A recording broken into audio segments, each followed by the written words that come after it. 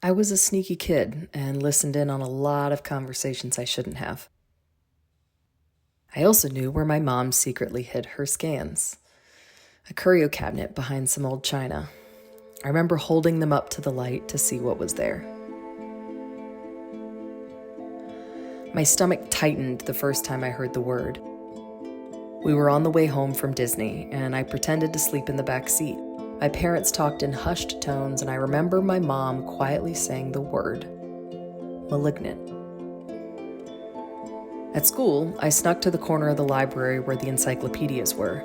I didn't want anyone asking what I was up to because I knew I was looking up a bad word. I don't remember the definition, but I remember the blood draining from my face and the phrase, ultimately destroying the host. I slammed the book shut and never said anything. My mom was in her late 30s when she found the lump.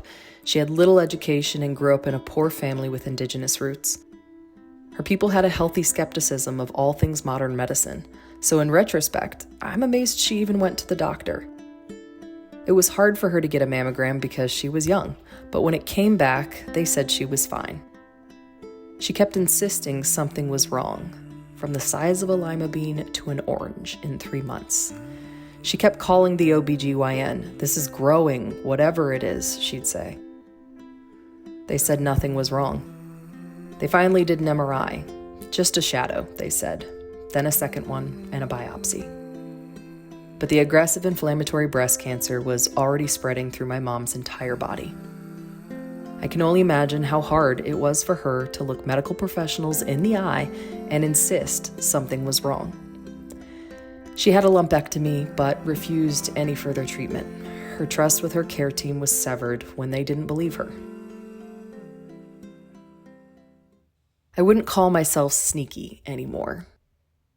Curious, determined to find answers, maybe. For a while, I worked in cancer drug development. Now I'm the founder of a company that provides virtual supportive care to women with cancer in underserved communities. Women like my mom who are looking for answers. I've done hundreds of interviews with patients and doctors, and even under the best of circumstances, the patient experience hasn't changed that much. It's been 25 years since my mother died. I couldn't keep sitting here hoping that something was going to change. I had to do something.